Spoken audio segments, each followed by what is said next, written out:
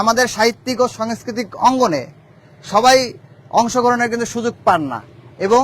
পাশাপাশি ধরেন বিভিন্ন যে বৈচিত্র্যময় সংস্কৃতি রয়েছে, দেখা যায় যে বিগত ফেসিবাদ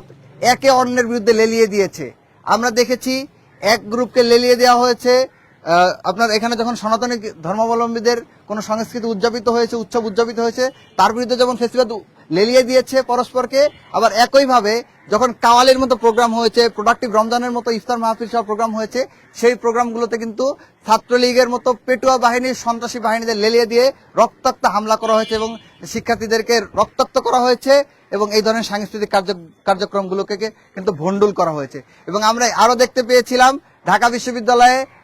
রমজান এবং ইফতার শীর্ষক যাতে কোনো প্রোগ্রাম আয়োজন করতে না দেওয়া হয় সেই মর্মে কিন্তু বিশ্ববিদ্যালয় প্রশাসন থেকে বিজ্ঞপ্তি পর্যন্ত দেওয়া হয়েছিল। তো সেই জায়গা থেকে বিগত 15-16 বছর যাবৎ এখানে সকল সাংস্কৃতিক অঙ্গনের মানুষ তাদের সংস্কৃতিটা চর্চা করতে পারে নাই। তো আমরা চাই এখানে সকলের অংশীদারিত্ব সৃষ্টি করতে। এখানে একজন মুসলিম তার যেমন নিজস্ব সংস্কৃতি রয়েছে সেগুলো যেমন পালন করতে পারবে, একজন সনাতনী বৌদ্ধ ধর্মাবলম্বী, খ্রিস্টান বা অন্য যে সকল ধর্মাবলম্বী রয়েছেন তারা যাতে তাদের নিজস্ব সংস্কৃতি উদযাপন করতে পারে, পাশাপাশি ক্ষুদ্র নৃগোষ্ঠী যারা রয়েছেন পাহাড়ি ও সমতলের তারা এবং আমাদের যে লোকজ কৃষিকে কেন্দ্র করে যে সংস্কৃতিগুলো রয়েছে সেগুলো যাতে আড়ম্বরপূর্ণভাবে উদযাপিত হতে পারে এবং সকলের অংশীদারিত্ব যাতে সৃষ্টি হয়। প্রান্তিক লেভেল থেকে ঢাকা বিশ্ববিদ্যালয়ের শিক্ষার্থীদের উঠে আসার সংখ্যাটাই বেশি এবং অধিকাংশ শিক্ষার্থীদেরই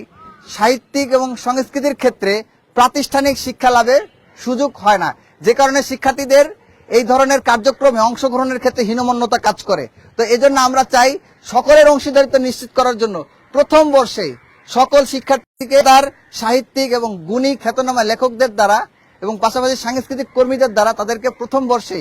কর্মশালা এবং প্রশিক্ষণের ব্যবস্থা করে, যাতে করে তাদের হীনমন্যতা কেটে যাবে এবং তারা তাদের সাংস্কৃতিক কার্যক্রমে অংশগ্রহণ করতে পারবে। আর সবথেকে গুরুত্বপূর্ণ আমরা যে স্লোগান দিয়েছিলাম যে আমরা সবাইকে ইনক্লুড করতে চাই, এখানে সকলের অংশীদারিত্ব নিশ্চিত করতে চাই, সেজন্য ঢাকা বিশ্ববিদ্যালয়ে একটা উল্লেখযোগ্য সংখ্যক শিক্ষার্থী আপনারা জানেন দৃষ্টি প্রতিবন্ধী বা বিশেষ চাহিদা সম্পন্ন হয়ে থাকেন। তো তাদেরকে সাহিত্যিক অঙ্গনের সুযোগ করে দেওয়ার জন্য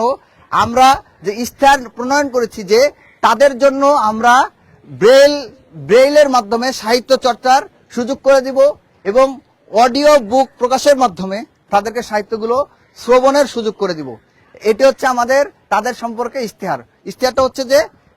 ব্রেইল পদ্ধতিতে যাতে তারা সাহিত্য চর্চা করতে পারে, এজন্য একটি কর্নার যেমন সৃষ্টি করা, পাশাপাশি